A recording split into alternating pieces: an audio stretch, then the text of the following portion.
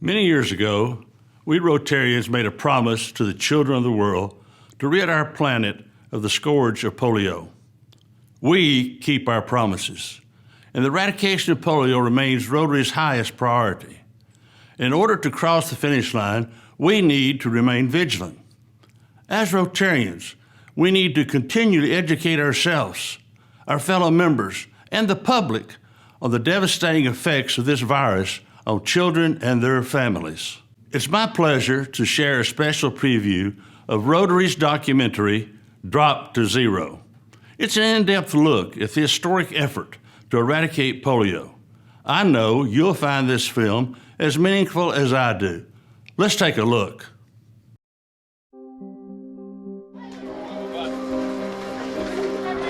हुआ सबसे ज़्यादा दुख हुआ कि आज हमारे भी दोनों पैर होते तो हम भी कुछ दुख ज़्यादातर हुआ. I had a sore throat and a high fever. My dad took me to the doctor and they called my name and I got up and collapsed. And the doctor said she has polio. Từ đó cô chạy bươi nhưng mà từ từ nó thứ chạy nên cô chỉ đi mó cái nửa lúa đũa nó nè. Polio has preyed on humanity for thousands of years, moving around the world from person to person in an unbroken chain of infection.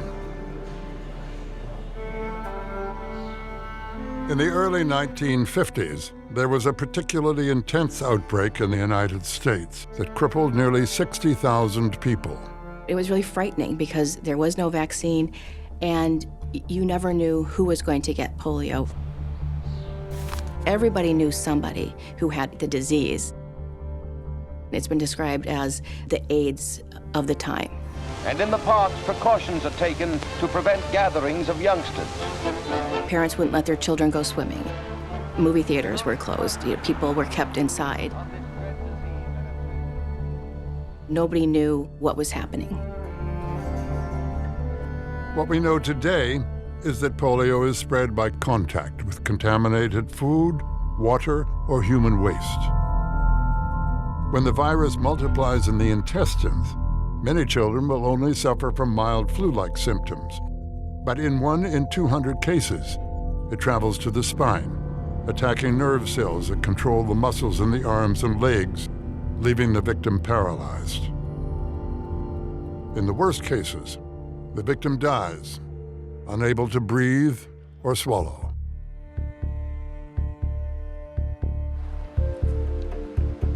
In 1954, at the height of the epidemic, Dr. Jonas Salk tested an injectable vaccine, which offered a first ray of hope. Approximately 5 years later, Dr. Albert Sabin developed an oral vaccine that was less expensive and easier to use. Humanity finally seemed to be gaining the upper hand.